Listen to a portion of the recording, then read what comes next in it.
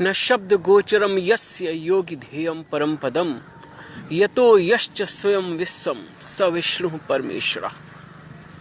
परब्रह्म नारायण इस संसार के रूप में रूपांतरित हो गए। अगर यह संसार न होता तो संसार के सृष्टा का कैसे ध्यान जाता। ये जो संसार है भासित, यही है विश्व नारायण। ये जो संसार है भासित, यही है विश्व नारायण। सनातन है सखा तेरा तुम्हारे संग नारायण। संसार में लोग ईश्वर की उपासना अपने अपने भावों से करते हैं। कोई भय के कारण, बहुत से लोग भय के कारण हमारा सब बना रहे ईश्वर की उपासना करते हैं। बहुत से लोग धन संपत्ति के आकर्षण में ईश्वर की आराधना करते हैं। लोग अपने अपने भावों से ईश्वर की आराधना करते हैं। बहुत से लोग ईश्वर से प्रेम के कारण उसकी आराधना करते हैं। तो मेरी दृष्टि में प्रेम के कारण जो ईश्वर की आराधना है वो सर्वोत्तम है। प्रेम चाहे सांसारिक हो या अलौकिक, निस्वार्थ ही होना चाहिए। और निस्वार्थ प्रेम ही तो प्रेम है।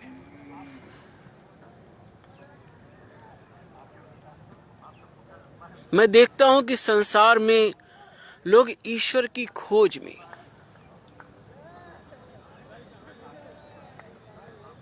अथाह प्रयास करते हैं। बौद्धिक प्रयास, तीर्थ यात्रा, कर्मकांड, अनुष्ठान, ईश्वर की खोज में सहस्त्रों सहस्त्रों बुद्धि और हृदय से लोग प्रयास करते रहते हैं।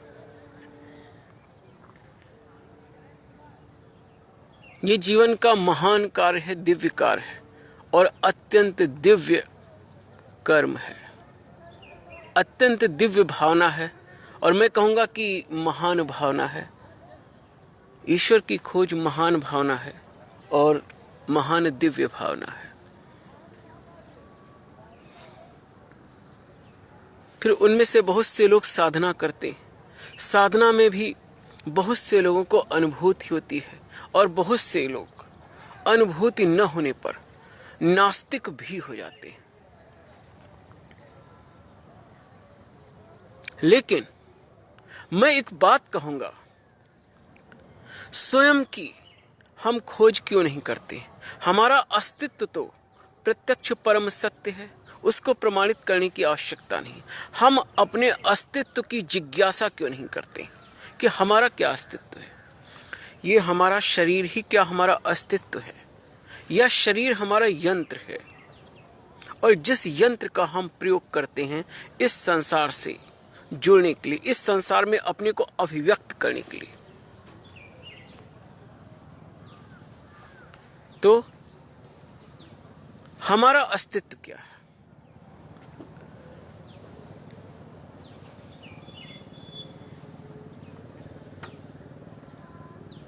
स्वयं की जिज्ञासा हम क्यों नहीं करते। को अहम, जैसे ऋषियों ने जिज्ञासा की थी, हमारा अस्तित्व क्या है। हम हर समय, अभिप्राय है कि हमारा मन हर समय तो संसार में रमण करता रहता है। हमारी वृत्तियां हर समय हमें संसार में, संसार की ओर उन्मुख करती रहती है। प्रमाण विपर्य विकल्प निद्रा स्मृति वृत्तयः पंचतयः क्लिष्टा क्लिष्टा। इन वृत्तियों से परे यदि हम हो पाए तो स्वयं का बोध हो सकता है।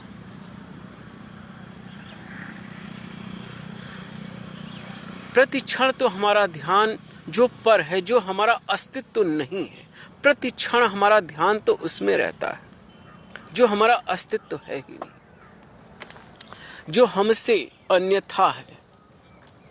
जो हम नहीं हैं। हर समय तो उसमें हमारा मन रमण करता है जो हम हैं ही नहीं, जो हमारा अस्तित्व ही नहीं। या प्रत्यक्ष आप प्रमाण से सत्य जान लीजिए। हमारा चिंतन मनन, हमारा ध्यान, हमारी भावनाएं प्रतिक्षण पर ही जो है, पर ही, जो हम नहीं, जो स्व नहीं है, जो हमारा स्व नहीं, हमारा अस्तित्व नहीं है, प्रतिक्षण हमारा ध्यान दूसरे पर ही लगा रहता है, संसार पर ही लगा रहता है। ये तो प्रत्यक्ष है। हमारा स्वयं पर ध्यान ही कहाँ? जब हम चिंतन मनन भी करते हैं, ध्यान भी करते हैं, भावनाएं भी करते हैं, तो वहां पे स्वयं का ध्यान कहाँ होता है? यहां तक कि बहुत से तो लोग इस बात को उपहास में लेंगे, अरे स्वयं का ध्यान, इसको वो उपहास की दृष्टि से लेंगे, क्योंकि वो इतना अंतर में मूर्छित हो चुके हैं कि उन्हें स्वयं की जिज्ञासा भी हास्यास्पद लगती है। जब आपके अंतःकरण में सूक्ष्म बुद्धि से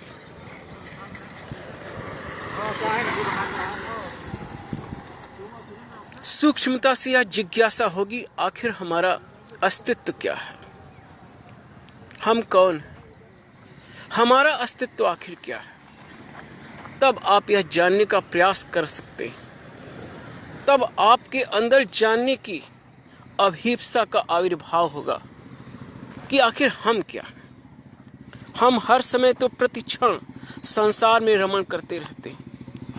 हमारे विचार, हमारी भावनाएं, हमारे चित्त की वृत्तियां प्रतिक्षण दृश्य में ही तल्लीन रहती हैं। कितना अनंत आश्चर्य है कि स्वयं पर ध्यान ही नहीं जाता। और स्वयं पर ध्यान की बात कहो तो लोग इसे बहुत उपहास की दृष्टि से लेंगे, क्योंकि वो दृश्य में इतना आबद्ध हो चुके हैं कि उन्हें इतना भी बोध नहीं है कि आखिर स्वयं का अस्तित्व क्या है। स्वयं के अस्तित्व की जिज्ञासा भी उनके अंतःकरण में नहीं होती है। यह जिज्ञासा भी स्वाभाविक है।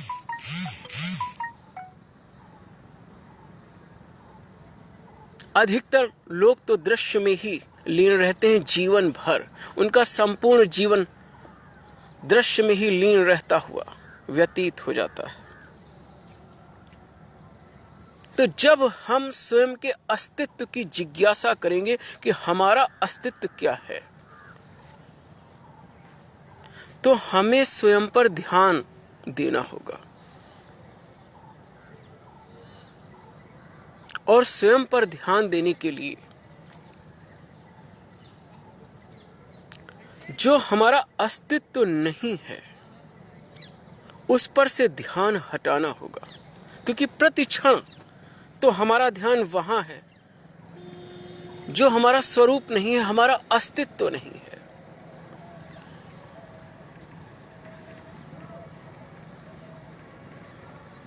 जब हमारा दृश्य से ध्यान हटेगा तो हम जो कि दृष्टा हैं, साक्षी हैं, उसका ध्यान आएगा और उसका ध्यान स्वतः होने लगेगा।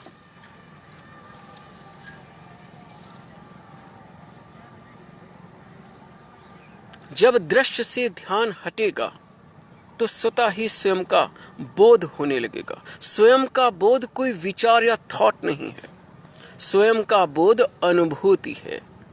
जैसे कि मैं अपने शरीर का स्पर्श करता हूं तो यह बोध हुआ, यह विचार नहीं हुआ। ऐसे ही स्वयं की अनुभूति ही स्वयं का साक्षात्कार है।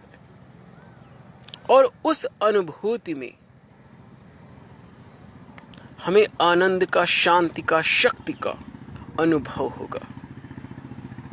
और जब स्वयं में आनंद का स्वयं में आनंद की अनुभूति होने लगे, स्वयं में शांति की अनुभूति होने लगी, ज्ञान एवं चैतन्य की स्वयं में अनुभूति होने लगी, तो हमें समझना होगा कि यह हमारा स्वरूप है। और समझने की तो बात ही क्या, हमें प्रत्यक्ष बोध होगा, हमें प्रत्यक्ष बोध होगा कि हम आनंद, शांति, शक्ति एवं ज्ञानपूर्ण हैं।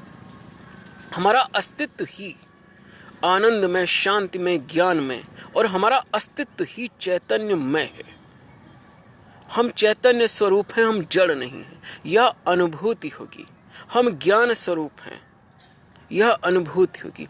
हमारा स्वरूप आनंदमय है, यह अनुभव होगा। तब यह अनुभव होगा कि अहम सच्चिदानंद, सत चित आनंद, मैं सत्य हूं, चैतन्य हूं और आनंद स्वरूप हूं।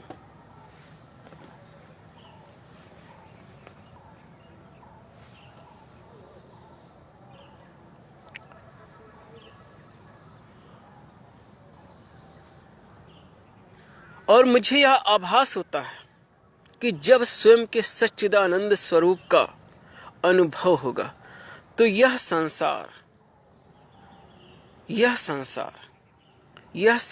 ही जो जड़ लगता है, यह हमें ईश्वर का स्वरूप आभासित होने लगेगा। यह संसार ही हमें ब्रह्ममय आभासित होने लगेगा। यह संसार ही परब्रह्म नारायण का स्वरूप मुझे दिखने लगेगा। यथा ही कदली नान्या त्वक पत्रादपि दृश्यति एवं विश्वस्य नान्यस्त्वं त्वत् स्थायी स्वर दृश्यते। जैसा कि ध्रुव ने कहा कि जैसे कदली का वृक्ष अर्थात केले का वृक्ष अपने पत्तों से पृथक नहीं दिखाई पड़ता है, वैसे ही हे परब्रह्म नारायण, तुम और संसार पृथक पृथक नहीं हो, एक ही हो। तुम्हारा जो यह संसार है वो तुम्हारा ही स्वरूप है, यह संसार तुमसे पृथक नहीं।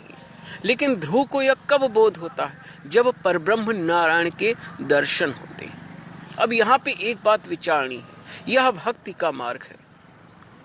तो भक्ति के मार्ग में परब्रह्म का, ईश्वर का, परब्रह्म नारायण का पहले साक्षात्कार होता है। ईश्वर का साक्षात्कार पहले होता है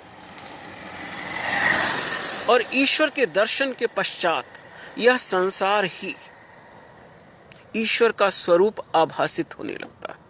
और ज्ञान मार्ग में पहले स्वयं का आत्मबोध होता है, स्वयं के सच्चिदानंद स्वरूप का अनुभव होता है और फिर उसके पश्चात यह संसार ही ब्रह्ममय दिखने लगता है।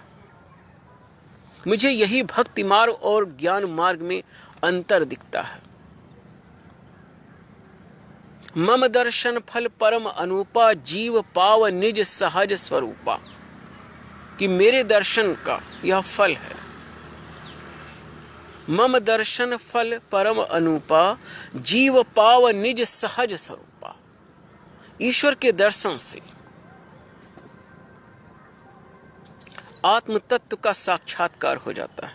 यह भक्ति का मार्ग हुआ। और ज्ञान मार्ग क्या है? कि स्वयं के ईश्वरत्व का अनुभव होने पर, स्वयं के आत्म तत्व का साक्षात्कार होने पर यह संसार ही ईश्वर रूप में आभासित होने लगता है। हाँ, यह भी सत्य है कि जो सगुण ब्रह्म है वो अनिर्वचनीय है। सगुण ब्रह्म की आराधना, सगुण ब्रह्म का दर्शन, यह सब अनिर्वचनीय है। और भक्त की अति उच्चतम साधना में और भगवत कृपा से ही सगुण ब्रह्म की अनुभूति हो सकती है। वहां पे सगुण ब्रह्म की अनुभूति में मनुष्य का प्रयास कितना सफल है यह ईश्वर ही जान सकता है। सगुण ब्रह्म की अनुभूति, भक्त की भावना और भगवत कृपा से ही संभव है। भगवत कृपा से ही सगुण ब्रह्म की अनुभूति संभव है। मनुष्य का प्रयास कहाँ तक सार्थक होगा, ये तो भगवान नारायण ही जान सकते हैं। मेरी दृष्टि में भगवत कृपा से ही भगवान का दर्शन हो सकता है। ऋषि ने एक प्रार्थना की है कि हिरणमयीन पात्रेण सत्यस्य अपहितम मुखम तत्त्वं पूषन्न पावरं सत्य धर्माय दृष्टे।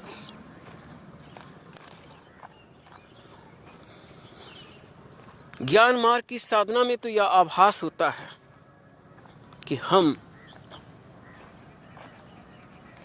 साधना से, तपस्या से आत्म तत्व का साक्षात्कार कर सकते हैं, लेकिन जहां पे परब्रह्म के दर्शन की बात है, वो तो परब्रह्म की कृपा से ही संभव है। नारायण की इच्छा से, नारायण की कृपा से ही नारायण के दर्शन संभव है। सोई जानहि जेहि देहु जनाई, जानत तुम्हि हुई जाई। ओम नमो नारायण, ओम नमो नारायण।